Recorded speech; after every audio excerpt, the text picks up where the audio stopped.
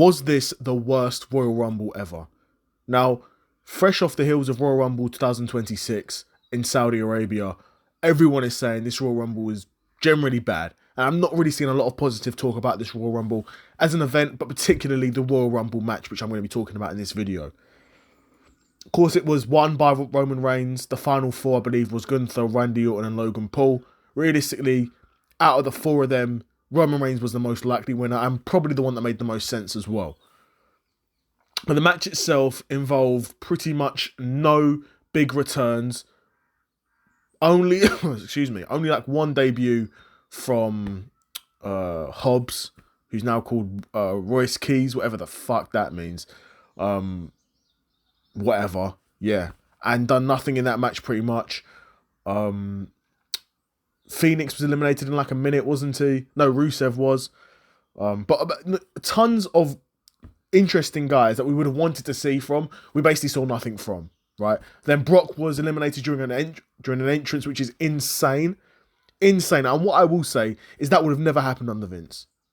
Say what you want about creatively, but that would never have happened under Vince, in my opinion. Now, there'll be guys that will come back and highlight loads of production botches when Vince was there too, but stuff like that, that would never have happened. And if that happened, those guys would have got a bollocking. And you know, Triple H probably just hugged those guys and laughed and said, "Oh, what are you gonna do? It's the wrestling game, you know, whatever, man, whatever." But yeah, it was generally a bad Royal Rumble match in my opinion. Pretty boring. Like I said, no interesting returns other than Brock. But again, like I said, Brock went out in, you know, I don't even know how long he was in there, but he basically didn't do much apart from a face-off with Obafemi and then German suplexed him and then eliminating Ilya. He basically did nothing, right?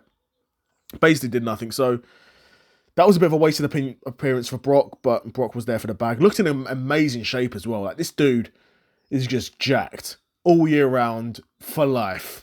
Right, in amazing shape. So no, I mean it's crazy. It's crazy how bad this Royal Rumble was because it had so much potential. You know, would have loved to have seen more from LA Knight. Maybe LA Knight should have been in the final four, in my opinion. You know, LA Knight should have been in the final four.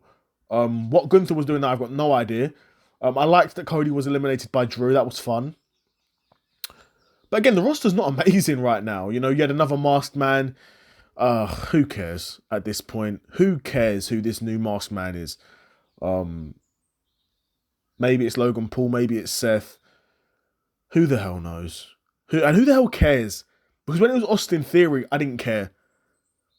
And Austin Theory's not done much since he's been in the Vision. And the Vision in general has not done much since their inception. But yeah, this was a poor Royal Rumble match. Again, like I said, nothing interesting happened. There will basically never be a reason for me to rewatch this event. From head to toe. I know I'm particularly referring about the Royal Rumble match in this video, but for this event from head to toe, there's no reason for me to ever go back and watch it. There was no memorable matches.